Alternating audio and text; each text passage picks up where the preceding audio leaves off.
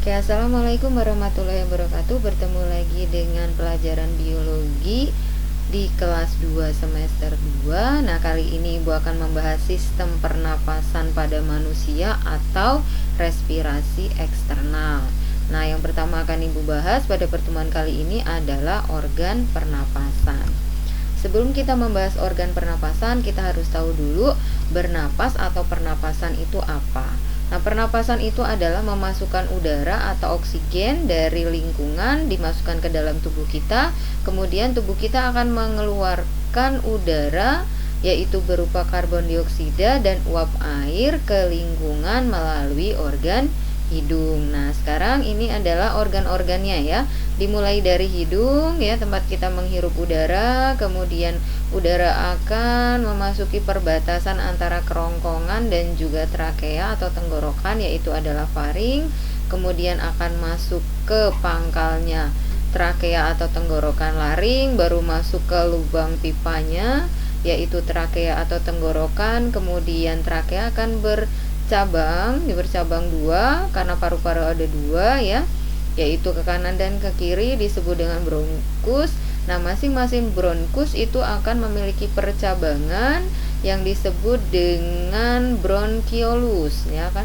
Nah, kemudian masing-masing bronkiolus akan berujung pada gelembung-gelembung udara atau alveolus. Nah, ini ya, perhatikan organ-organnya karena kita akan membahas satu persatu. Nah, sekarang kita akan membahas hidung. Nah, rongga hidung kita ya, di dalam rongga hidung kita itu ada rambut-rambut hidung dan selaput lendir yang nantinya akan menghasilkan lendir atau yang disebut dengan mukus. Nah, rongga hidung itu kalau kamu perhatikan hidung kamu ya, di dalamnya ada rambut-rambut. Nah, itu nggak boleh dicabut ya, karena itu ada fungsinya.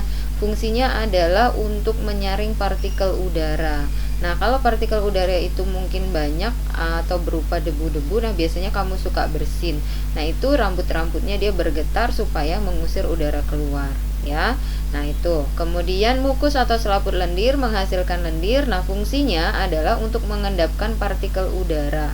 Kemudian melembabkan udara, menghangatkan udara, dan juga berfungsi untuk membantu dalam pembauan atau sebagai indera pembau, yaitu dengan cara mereaksikan zat kimia berupa bau sehingga mudah diterima oleh sistem saraf. Nah, kalau misalkan udara yang kamu hirup itu terlalu kotor, maka lendir itu akan nanti membentuk gumpalan atau kotoran hidung yang disebut dengan upil. Nah, jadi upil itu adalah hasil kerja dari hidung kamu. Selanjutnya adalah faring. Faring tadi dikatakan sebagai perbatasan atau percabangan antara tenggorokan dan kerongkongan.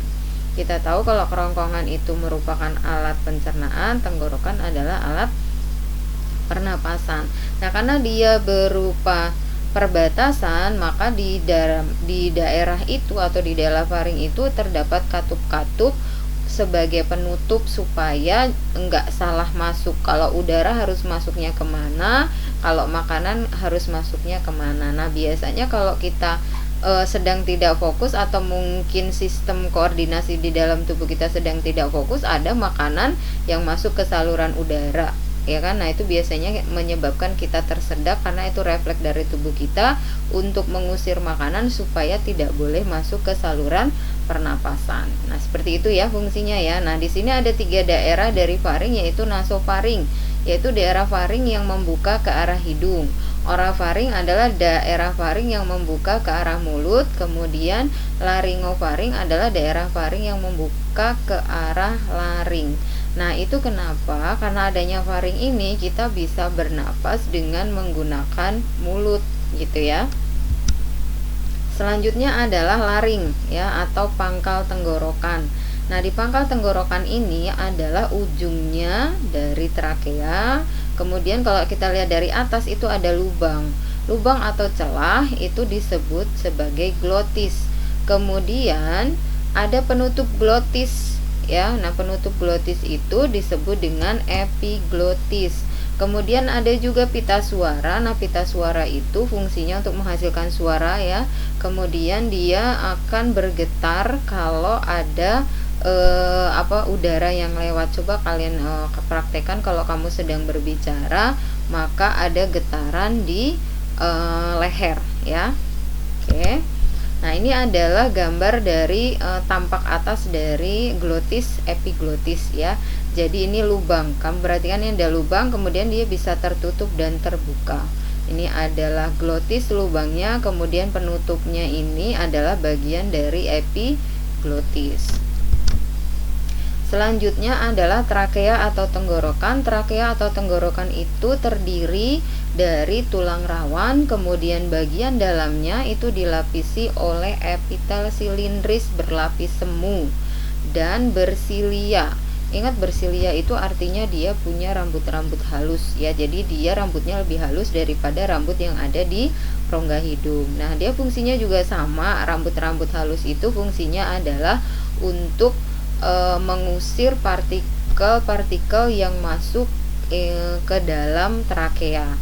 Nah, biasanya dia berefleksnya adalah berupa batuk atau berupa bersin. Jadi kalau misalkan kamu sedang batuk-batuk, kemungkinan karena memang banyak lendir yang harus dikeluarkan di daerah trakea. Nah, ya, jadi dia fungsinya juga menghasilkan lendir. Lendir itu adalah fungsinya sama kalau misalkan ada debu ataupun ada penyakit. Jadi lendir itu juga mengandung sel darah putih. Nanti setelah dia bekerja untuk mengusir untuk membunuh kuman, maka dia akan berbentuk lendir. Lendirnya itu seperti berwarna putih susu gitu atau reak ya biasanya sebutnya. Nah, itu dia harus dikeluarkan. Nah, yang selanjutnya adalah percabangan dari trakea. Nah, itu adalah bronkus dan bronkeolus. Nah, bronkus itu percabangan dua saja yang menuju ke arah bronkeolus. Nah, bronkeolusnya itu akan bercabang lagi menuju alveolus. Nah, selanjutnya adalah paru-paru atau pulmo. Paru-paru ini pada manusia ada dua ya, jadi di dada sebelah kanan dan dada sebelah kiri. Kemudian letaknya adalah di atas rongga perut. Nah, kemudian paru-paru ini dia dibatasi oleh selaput yang disebut dengan pleura. Nah, paru-paru itu antara paru-paru kanan dan paru-paru kiri mempunyai jumlah lobus yang berbeda. Nah, lobus itu adalah gerombolan dari alveolus. Kalau kamu bayangkan kalau misalkan kamu beli anggur itu bisa kamu beli satu gerombol gitu ya. Nah, itu disebut kalau di sini disebutnya lobus supaya kamu kebayang aja. Nah, di sini ya. Nah, ini satu lobus. Jadi kalau di paru-paru kanan ada 3 lobus, kalau di paru-paru kiri ada 2 lobus. Nah, di dalam lobus terdiri dari banyak alveolus. Nah, alveolus inilah tempat pertukaran antara oksigen dan CO2. Oksigen nanti akan masuk ke pembuluh darah, sementara CO2 dari pembuluh darah akan dikeluarkan ke udara. Nah, proses pertukaran antara oksigen dan karbon dioksida itu disebut dengan difusi. Nah, di sini ya, jadi kalian harus paham organ-organ pernapasan dari hidung sampai ke paru-paru. Semoga kalian paham ya. Tolong dibaca kembali, tolong diperhatikan kembali. Jangan lupa kerjakan latihannya. Terima kasih, jaga terus kesehatan dengan 3M, menjaga jarak, memakai masker, dan mencuci tangan dengan sabun. Wassalamualaikum warahmatullahi wabarakatuh.